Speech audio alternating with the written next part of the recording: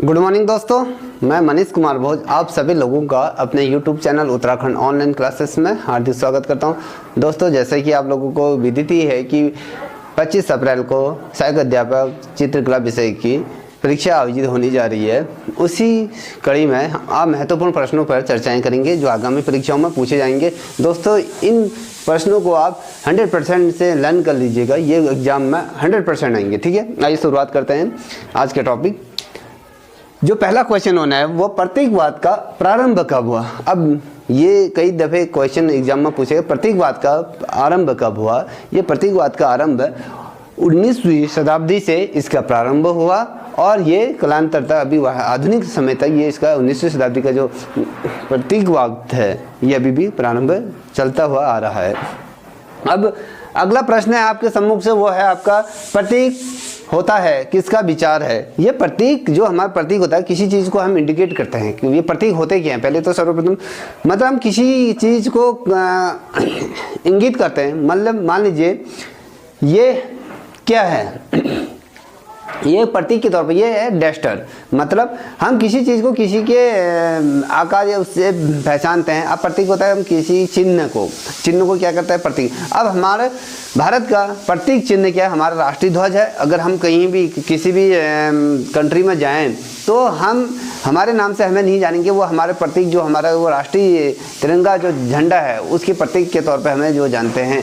क्योंकि बहुत से लोग ऐसा होता है कि वो इंडिया में घूमने नहीं आते हैं मगर इंडिया का फ्लैग उन्होंने ज़रूर देखा होता है। क्योंकि कई दफ़े ऐसा होता है अंतर्राष्ट्रीय स्तर पर हमारे जो सम्मेलन होते हैं, जो ओलंपिक गेम्स होते हैं, वहाँ पर हमें जो हमारा प्रतिनिधित्व होता है वो हमारे भारतीय तिरंगे जैसे झंडा है उसका वो प्रतीक होता है, क्योंकि वो हमारा क्या है, चिन्ह है। ठीक है, ये समझिए। अब आता है धर्म का उदय। अब धर्म का उदय ये बहुत महत्वपूर्ण प्रश्न है। मैं उन्हीं प्रश्नों पर चर्चाएं करूंगा जो एग्जाम के दृष्टिकोण में बहुत महत्वपूर्ण है। अब कह रहा है कि धर्म का उदय। अब धर्म का उदय कहाँ से हुआ, कब से हुआ। अब धर्म का उदय आदिकाल से हुआ। ठीक है, जब से सनातन धर्म का प्रारंभ हुआ तब से या धर्म का बोलबाला प्रारंभ हुआ। ठीक है, धर्म का उदय आदिकाल से प्रारंभ हुआ है। अब अगला क्वेश्चन है गोयनिका के कलाकार है। अब गोयनिका के कलाकार कौन है। गोयनिका के कलाकार आपको देखोगे पिकासो द्वारा इसका चित्रांकन किया गया है। बहुत खूबसूरत तरीके से इसका चित्रांकन किया गया है। अब अगला प्रश्न जो महत्वपूर्ण होगा वो चित्रकार प्रेरणा लेता है। अब चित्रकार किस चीज़ से प्रेरणा लेता है। देखिए, चित्रकार दो चीज़ों से प्रेरणा लेता है, एक प्रकृति से और धार्मिक चीज़ से। ठीक है, इन दो चीज़ों से उसका प्रेरणा स्रोत के तौर पे उभर के सम्मुख से आते हैं। अब देखिए, धर्म हमारे देश में जिस प्रकार से सनातन धर्म हमारा है, भारत में विभिन्न धर्मों का ये समावेशी देश है, लोकतांत्रिक देश है, जहाँ पर आपको सिख धर्म है, मुस्लिम धर्म है, हिंदू धर्म है और ईसाई धर्म है। बहुत यहाँ पर विविधताओं का एक समूह है। ये धर्म का एक प्रतीक है। हमें यहाँ से भी कई चीज़ें सीखने को मिलते हैं। चित्रकला में इसका भी बहुत ज़्यादा महत्व है। अब आते हैं प्रतीक। अब प्रकृति। अब प्रकृति से देखिए, हमारे आसपास का जितना भी हमारे नेत्र जो चीज़ों को देख रही हैं वो प्रकृति से ही संबंधित है। हम उन्हीं का चित्रांकन करते हैं, कहीं ना कहीं हमें उन्हीं से वो मिलता है। ठीक है, अब अगला क्वेश्चन है वो है कांगड़ा शैली का संबंध किस शैली से हुआ। अब कांगड़ा शैली का जो संबंध हुआ था वो हुआ था पहाड़ी शैली से, उसका संबंध हुआ था। ठीक है, अब पहाड़ी शैली देखिए, हमारी जो शैलियाँ हुई हैं, उप शैलियाँ, कांगड़ा शैली, गुलेर शैली, चंबा शैली, पहाड़ी शैली, गढ़वाल शैली। अब देखिए उनकी उप शैलियाँ भी हुई हैं। अब ये जो शैली वाला जो चैप्टर है वो बहुत मोस्ट इम्पोर्टेंट है। अगर आपको इसको डिटेल में पढ़ना है, आप कक्षा 12 की किताब को उठा के देख लीजिए, वहाँ पर शैलियों का समावेश अच्छी तरीके से किया गया है। अब अगला प्रश्न आपके सम्मुख से, चित्र में कैसे रूपों का महत्व होता है। अब चित्रों में जो हम चित्र बनाते हैं, अब मान लीजिए आपने कोई पेंटिंग बनाई है, एग्जाम्पल के तौर पे मान लीजिए ये हमने एक पेंटिंग बनाए हैं। अगर ये जो पेंटिंग जो आपको दिख रही है, आप चित्रकार का क्या, कोई भी व्यक्ति जब बाहरी व्यक्ति जब इस पेंटिंग को देखता है तो वो सर्वप्रथम क्या देखता है, चित्रकार द्वारा जो चीज़ें बनाई गई है क्या उन चीज़ों को देखता है या इनके कलरों को देखता है या क्या चीज़ चित्रकार महत्वपूर्ण तरीके से देखता है। जो चित्रकार होता है वो सर्वप्रथम उसमें उसके भावों को देखता है, किस भाव से उसे बनाया गया, उसमें क्या वो चीज़ जिस चीज़ के उद्देश्य से बनाया गया वो भाव उसमें छलक रहा है। ये चीज़ बहुत महत्वपूर्ण होता है। वो भाव को मद्देनजर रखते हुए पेंटिंगों को बनाया जाता है। ठीक है, अब अगला प्रश्न है रिलीफ होता है ये जो रिलीफ होता है वो विशुद्ध चित्र को ही रिलीफ कहा जाता है, क्योंकि विशुद्ध चित्र जो बनते हैं वो रिलीफ के अंतर्गत ही आते हैं। दोस्तों अगला प्रश्न है आपका, आपके सम्मुख से, वो है प्राथमिक रंग नहीं है। अब प्राथमिक रंग के अंदर कौन कौन से कलर नहीं आते हैं आपको ये बताना है। कभी क्वेश्चन आ जाते हैं कि हमें प्राथमिक रंगों को दिया जाएगा, उसमें से एक कलर हटा दिया जाएगा, अब आपको बताना होगी प्राथमिक रंग है क्या नहीं है। अब प्राथमिक रंग के अंतर्गत कौन सा कलर नहीं आता, क्या लाल, पीला, काला या नीला, इनमें से कौन सा ऐसा कलर है जो प्राथमिक रंग के अंतर्गत वर्णित नहीं है, मतलब प्राथमिक कलर के अंतर्गत नहीं आता। कभी क्वेश्चन देखिए 4 ऑप्शन इस प्रकार से दे दिए जाएंगे, आपको बताना है कि कौन सा। जो काला रंग है वो प्राथमिक कलर के अंतर्गत समावेशित नहीं होता है, वो प्राथमिक रंग के अंतर्गत नहीं जोड़ा जाता उसको, ठीक है। अब आता है रंगत का घनापन होता है। अब रंग का घनापन होता है वो क्या होगा, सघनता से उसका संबंध होता है। रंगत का घनापन होता है उसके सघनता से उससे रिलेटिव होता है। अब लोक कला में कलाकार महत्व देता है। अब जब लोक कला में, अब जब हम यदि हम लोक कला की बात करें तो उसमें कलाकार किस चीज़ को सर्वप्रथम महत्व देते हैं। मान लीजिए उत्तराखंड की लोक कला या उत्तर प्रदेश की लोक कला या पश्चिमी बंगाल की या फिर हम केरल की बोल रहे हैं या फिर अन्य जो स्टेट हैं उनकी लोक कला की बात करें, तो जब कोई लोक कला को हम चित्रांकन करते हैं तो कलाकार उसमें सर्वप्रथम किस चीज़ को महत्व देता है, वो जो महत्व देता है वो प्राथमिक रंगों को महत्व देता है। यदि हम प्राथमिक रंगों को महत्व नहीं देंगे तो जो हम कला का जो चित्रांकन कर रहे हैं वो सही तरीके से नहीं बन पाएगा, ठीक है। अब इसलिए नहीं बन पाएगा क्योंकि हम प्राथमिक रंगों से विमुख हो गए चित्रांकन कर रहे हैं, क्योंकि हम प्राथमिक कलरों से ही उसका क्या होगा, चित्रांकन को सही तरीके से दिशा प्राप्त होगी, जो उसका हम उद्देश्य है हम उसको प्राप्त करने में सफल रहेंगे।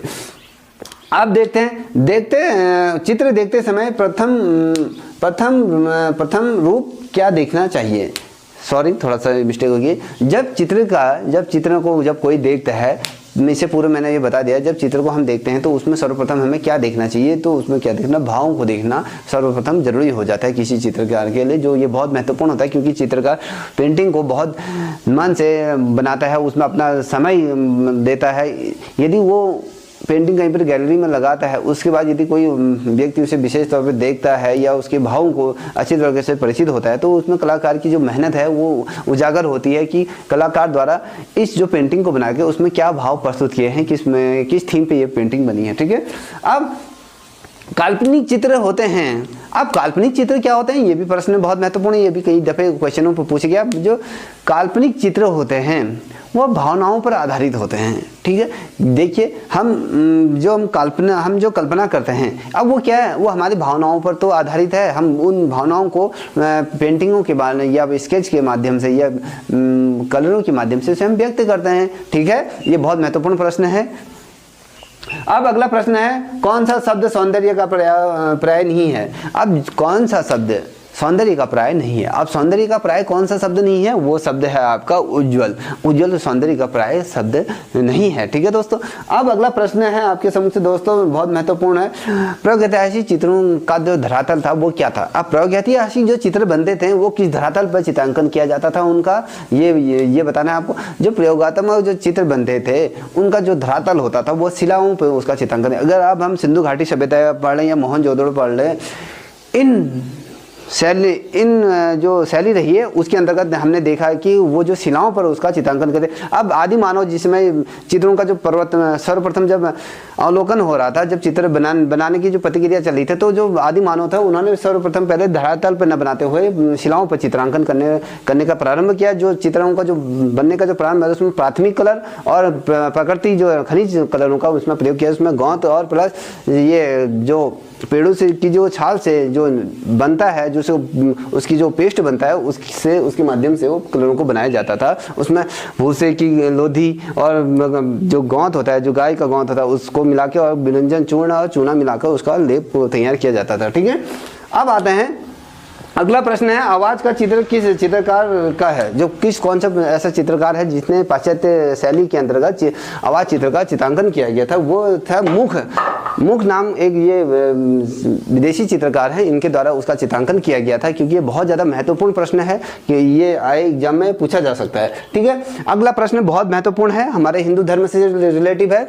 अब जो यह घरों के द्वार पर यमदीप कब जलाए जाते हैं, ये देखिए उत्तराखंड से संबंधित है ये, इसलिए ये महत्वपूर्ण बन जाते हैं, क्योंकि जो यम के द्वारा दीप जलाए जाते हैं वो धन त्रयोदशी को ये दीप जलाए जाते हैं, क्योंकि ये जो जलाए जाते हैं ये हमारे हिंदू धर्म में बहुत महत्वपूर्ण स्थान रखता है। ये घर के ये द्वार पर यम दीप कब जलाए जाते हैं, ये धन त्रयोदशी को ये दीप प्रज्वलित किए जाते हैं। अगला प्रश्न है दुर्गाष्टमी किस नाम से जानी जाती है। अब दुर्गाष्टमी जो पश्चिमी बंगाल या महाराष्ट्र या अन्य प्रदेशों में जो दुर्गा उत्सव मनाया जाता है, तो वो जो उत्सव मनाया जाता है उसको किस नाम से पुकारा जाता है, उसको कुकुड़ी माकुड़ी के नाम से उसे जाना जाता है। ठीक है, ये बहुत महत्वपूर्ण है, फिर से रिपीट कर रहा हूँ, दुर्गा अष्टमी को किस नाम से जाना जाता है, वो कुकुड़ी माकुड़ी के नाम से इसे संबोधित किया जाता है। ठीक है, अगला प्रश्न है लड्डू रंग किसे कहते हैं। अब जो लड्डू का रंग होता है वो उसको किस शैली से परिवर्तित किया गया है, उसको किस नाम से जाना जाता है। जो लड्डू, ये बहुत महत्वपूर्ण ये प्रश्न आ सकता है दोस्तों। अब लड्डू का रंग देखिए, फिर से दोहरा रहा हूँ, लड्डू रंग किसे कहते हैं, लड्डू रंग किसे कहते हैं। लड्डू रंग क्या है, ये कुमाऊं की लोक कला को कहते हैं। अब लड्डू रंग देख लीजिए, अब कुमाऊं की लोक कला को लड्डू रंग भी कहा जाता है। जिस प्रकार से लड्डू का जो रंग होता है उसी आधार पर हमारी लोक कला का भी रंगों का कहीं ना कहीं समावेश हमें देखने को मिलता है। इसलिए यह उत्तराखंड का प्रश्न है, क्योंकि हमारा जो पेपर होने जा रहा है वो उत्तराखंड राज्य से संबंधित है। तो इससे रिलेटिव क्वेश्चन उत्तराखंड राज्य से भी कहीं ना कहीं पूछे जाते थे। यदि आप 2012 का प्रश्न पत्र देखो, 2017 का देख लीजिए, उसके अंतर्गत उत्तराखंड से संबंधित रिलेटिव क्वेश्चन पूछे गए हैं। ठीक है, अब डिगरे का अर्थ क्या होता है। अब जो डिगरे का अर्थ होता है, जो मिट्टी में बनाई गई मूर्तियां हैं उनको डिगरे कहते हैं, क्योंकि ये मिट्टी से ही कहीं ना कहीं बनाई जाती हैं, इसलिए इसको डिगरे कहा जाता है। ठीक है दोस्तों, महत्वपूर्ण प्रश्न है, इसलिए मैं आपके सम्मुख से इसको रख रहा हूँ। अब अगला प्रश्न है आपके सामने, लक्ष्मी पद के बीच की जो गोल बिंदी होती है, जब दीपावली के समय में जब हम लक्ष्मी के जो पग चिन्ह बनाते हैं, तो उसमें एक जो बीच का जो गोल चिन्ह होता है वो किसका प्रतीक होता है, वो धन का प्रतीक होता है, वो रुपये का प्रतीक होता है। ठीक है दोस्तों, कई दफ़े क्वेश्चन पूछा जाता है, आपको उसमें धन का दिया जाएगा या फिर उसमें अलग अलग सोने का या चांदी का, ये अलग अलग चीज़ों को उसमें दर्शाया जाएगा। कहीं पर एक क्वेश्चन दिया जाएगा कि एक ऑप्शन दिया जाएगा धन का, तो ये हमारे धन का प्रतीक के तौर पर जो लक्ष्मी का जो पग चिन्ह है उसके जो बीच का जो गोल बिंदी है उसको धन के प्रतीक के तौर पर उसे चिन्हित किया जाता है। अब अगला क्वेश्चन है, कनारण किसे कहते हैं। ये कनारण किसे कहते हैं, ये मसी या काले रंग से बनाए जाने वाली चीज़ों को काले कहा जाता है। ठीक है, अब अगला प्रश्न है पीठ का अर्थ क्या होता है। पीठ का अर्थ क्या होता है, जहाँ पर देवी देवता निवास करते हैं, जिस स्थान पर देवी देवताओं का निवास स्थान होता है उसे पीठ के तौर पर उसे हम संबोधित करते हैं। देखिए, आपने पढ़ा होगा गंगोत्री पीठ या यमुनोत्री पीठ या केदारनाथ के जो पीठ हैं, जो धाम है, वो जहाँ पर देवी देवताओं का जो निवास स्थान होता है उसको क्या कहा जाता है, पीठ के तौर पर उसे चिन्हित किया जाता है। अब शक्तिपीठ, आपने कई बार शक्तिपीठों के नाम भी सुना, क्योंकि वहाँ पर किसी माता का या किसी देवता का पर्टिकुलर एक भाग रहता है जहाँ पर उसकी पूजा की जाती है, जहाँ पर वो निवास करते हैं, जहाँ पर उनका निवास स्थान होता है उसे पीठ कहा जाता है। ठीक है, अब अगला प्रश्न है आपका, साझी किसे कहते हैं। अब ये साझी जो कहते हैं, ये क्या होता है, गोबर से दीवार पर एक पेंटिंग बनाई जाती है और गोबर से दीवार पर पूजा हेतु किया जाने वाला आलेखन। अब कभी ऐसा होता है, हमने जब पहाड़ों में भी ऐसा होता है, हम जिसमें पहले हम पूजा करने से पहले हम जो गोबर है उसमें थोड़ा मिट्टी मिलाकर हम मंदिर को आलेखन करते हैं, उसको लीपते हैं, उसके पश्चात उसमें आलेखन करते हैं, तब जाके उसको पूजा पाठ प्रारंभ करते हैं। हमारे ये लोक कला के संस्कार हैं, इसलिए ये बहुत महत्वपूर्ण हो जाते हैं। अब देखिए, फिर से साझी किसे कहते हैं। साझी गोबर से दीवार पर बनाए गए चित्रांकन जिसमें पूजा की जाती है उसको पीठ कहा जाए, उसको साझी कहा जाता है, उसको साझी कहा जाता है। अगला प्रश्न है, उत्तर प्रदेश में अल्पना को क्या कहा जाता है। उत्तर प्रदेश की जो लोक कला है उसको क्या कहा जाता है। ठीक है, वो पूछा है, चौक पूर्णा उसको कहा जाता है। ठीक है, अब धातुओं के रंग बनाए गए हैं। अब जो धातुओं के रंग बनाए गए हैं वो किस रंग से बनाए गए हैं, आपको ये बताना है। जो धातुओं के रंग जो बनाए गए हैं वो किस शताब्दी में बनाए गए हैं। सर्वप्रथम तो ये क्वेश्चन आता है। जो धातु के जो रंग बने हैं वो 18वीं शताब्दी के मध्य ये धातुओं के रंग को उत्कीर्ण किया गया है। अगला प्रश्न है, बाटिक में प्रयुक्त किया जाता है। जो बाटिक होता है, जो बाटिक कलर होता है उसमें क्या प्रयुक्त किया जाता है, उसमें मोम कलर को प्रयुक्त किया जाता है, क्योंकि उसमें जो डेंसिटी होती है, जो उसको आपस में जोड़ने की जो क्षमता होती है वो बढ़ जाती है मोम को डालने से। ठीक है, अब अगला प्रश्न है, बहुत महत्वपूर्ण प्रश्न है, चित्रण की विधि कहलाई जाती है। अब हम जो चित्रण की जो विधि होती है उसे क्या कहा जाता है। जो चित्रण की विधि होती है उसको आपको तकनीक कहा जाता है, क्योंकि हम किसी तकनीक के माध्यम से ही किसी चित्रांकन को बनाते हैं। अब अगला प्रश्न जो महत्वपूर्ण होने जा रहा है दोस्तों, संसार चंद के उपासक थे। अब संसार चंद किसके उपासक थे, संसार चंद किसको मानते थे। संसार चंद भगवान कृष्ण की उपासना करते थे। वो भगवान कृष्ण के बहुत बड़े प्रशंसक या कहें उनके भक्त थे। ठीक है, अब कुछ पॉइंट मैं आपको बताता हूँ, आप मेरे साथ उसे नोट करते जाइए। गीत गोविंद के लेखक कौन है। अब गीत गोविंद के लेखक कौन है, ये बहुत महत्वपूर्ण प्रश्न है। गीत गोविंद के लेखक जयदेव को माना जाता है। और सतसाई के साथ किस कवि का नाम जोड़ा गया है। जो सतसाई है वो उसके साथ किस कवि का नाम जोड़ा गया है, वो बिहारी जी का नाम उसके साथ है। सतसाई को बिहारी के नाम से भी संबोधित किया जाता है। ठीक है, अब पहाड़ी चित्रों में जो पहाड़ी चित्र शैली हैं उसमें कौन से रंगों को मेवाड़ शैली के निकट उसको देखा गया है। मेवाड़ के निकट उन शैलियों को रखा गया है। उसमें बसौली शैली को उसके निकट रखा गया है, क्योंकि ये शैलियाँ बहुत महत्वपूर्ण बन जाती है। अब बसौली शैली में शीश महल बनाकर उसमें जो शीश महल बनाया था वो किस राजा ने बनाया था, आपको ये बताना है। वो महेंद्रपाल द्वारा उसको बनाया गया था। अब महेंद्रपाल द्वारा ही जो बसौली में जो शीश महल बनाया गया था उनके माध्यम से ये बनाया गया था। अब संसार चंद के दरबार में, देखिए मैं क्वेश्चन को रिपीट कर रहा हूँ, संसार चंद के दरबार में कौन सा अंग्रेज यात्री आया था। ठीक है, ये बहुत महत्वपूर्ण, ये कई दफ़े ये क्वेश्चन पूछा गया है। संसार चंद के शासन काल में उसके दरबार में ऐसा कौन सा विदेशी चित्रकार आया था। वो मूरकाफ्ट वो चित्रकार थे जो ये संसार चंद के दरबार में आए थे। ठीक है, अब बोस्टन म्यूजियम कहाँ स्थित है। अगला प्रश्न है, बोस्टन म्यूजियम कहाँ स्थित है। ये लंदन इंग्लैंड में ये स्थित है। ठीक है, अब आते हैं कुल्लू का प्राचीन नाम क्या था। अब जो कुल्लू से यदि आपने शैली पढ़ी होंगी तो उसमें एक आती है कुल्लू शैली। ये कुल्लू का प्राचीन नाम था क्या था, वो कुल उनका नाम था।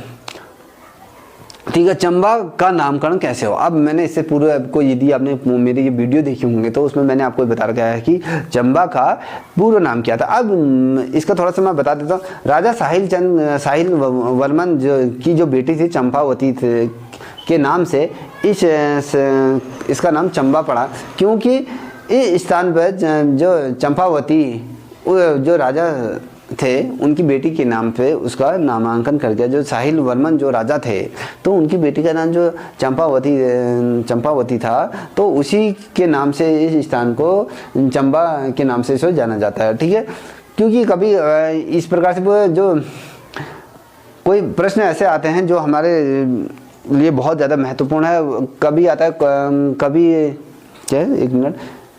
कवि पिया और रस पिया के लेखक कौन है। कवि पिया और रसिक पिया के लेखक कौन हैं। इसके लेखक जो हैं वो देवदास द्वारा इसको चित्रित किया गया है, उनके द्वारा ये बनाया गया है। अब मौला राम की शैली के चित्रकार हैं, ये भी बहुत महत्वपूर्ण क्वेश्चन है, क्योंकि हम उत्तराखंड से रिलेटिव हैं तो हमें ये पता होना चाहिए कि कौन से चित्रकार और कौन सी चित्रकारी उत्तराखंड के अंतर्गत महत्वपूर्ण भूमिका निभाते हैं। वो है गढ़वाल शैली के चित्रकार रहे हैं। कुल्लू शैली को किसने मिस्टेक हो गया। कुल्लू शैली को किस विद्वान ने प्रकाश में लाया। जो कुल्लू शैली को जे.सी. फेंच द्वारा प्रकाश में लाया गया था। ठीक है, अब संसार चंद कितने वर्ष की आयु में राजा बने थे। वो आपके जो बने थे वो सिर्फ मात्र 10 वर्ष की आयु में वो गद्दी में विराजमान हो गए थे। 1775 में वो 10 वर्ष की आयु में राजा की जो उपाधि उन्हें दी गई थी, जो राज्य सिंहासन में वो बैठ गए थे। ठीक है, अब डोगरा आर्ट गैलरी कहाँ स्थित है। बहुत महत्वपूर्ण प्रश्न है, क्योंकि ये प्रश्न एग्जाम में आता है। डोगरा शैली, ये डोगरा जो आर्ट गैलरी है वो जम्मू कश्मीर के में स्थित है, जम्मू में ये स्थित है। अगला प्रश्न है किस स्थान से रुमाल प्रसिद्ध हुए। अब किस स्थान से रुमाल प्रसिद्ध, ये चंबा से रुमालों का आदान प्रदान हुआ, क्योंकि चंबा के जो रुमाल हैं वो विश्वविख्यात हैं। अब राजा संसार चंद किस वंश के कहलाए जाते थे, ठीक है। अब जो राजा संसार चंद है वो कोटवश वंश के ये दोस्तों कुछ प्रश्न मैं आपके सम्मुख से और लाना चाहूँगा, उनको ये परीक्षा के दृष्टिकोण से महत्वपूर्ण है। वर्ण की उत्पत्ति किससे होती है? वर्ण की उत्पत्ति प्रकाश से होती है, ये आपको मैंने पहले भी बताया। मान किसे कहते हैं? मान रंगत के हल्केपन और गहरेपन को मान कहते हैं, क्योंकि ये बहुत महत्व। अब किस वैज्ञानिकों ने द्वारा जो वर्ण की प्रकाश की उत्पत्ति कब बताई गई है? 1670 में न्यूटन आइजैक द्वारा इसको वर्ण की उत्पत्ति प्रकाश से बताई गई है। अब ये मुख्य वर्ण किसे कहते हैं? कभी क्वेश्चन आ जाता है। जो मुख्य वर्ण आता है, जो वर्ण स्वाभाविक रूप से जो मिलके बनते हैं और किसी अन्य रंगत द्वारा उसके मिश्रण द्वारा जो प्राप्त नहीं होते हैं, और जो उनके मुख्य रंग कहलाए जाते हैं, मुख्य वर्ण कहलाए जाते हैं, जैसे लाल, नीला, पीला, ये इसके मुख्य रंगत हैं, ठीक है। अब विष्णुत्तर धर्मोत्तर पुराण के आधार पर मुख्य वर्ण कौन कौन से हैं? वो पांच रंग हैं। उसमें पहला रंग है लाल, पीला, हरा, सफ़ेद और काला, ये प्रमुख वर्ण हैं इसके अंतर्गत। अब रंग की सघनता किस पर निर्भर करती है? या देखिए तट स्तर रंगों पर इसकी ये निर्भरता करती है, ठीक है। अब तट रंग कौन कौन से होते हैं आपको बताना है। यह सफ़ेद, ग्रे और काले रंग को तट रंग स्तर कहा जाता है। दोस्तों यदि आप लोगों को ये वीडियो पसंद आए प्लीज़ इसे लाइक, शेयर, कमेंट करें और अपने दोस्तों को भी इसे शेयर करें। जय हिंद, जय भारत।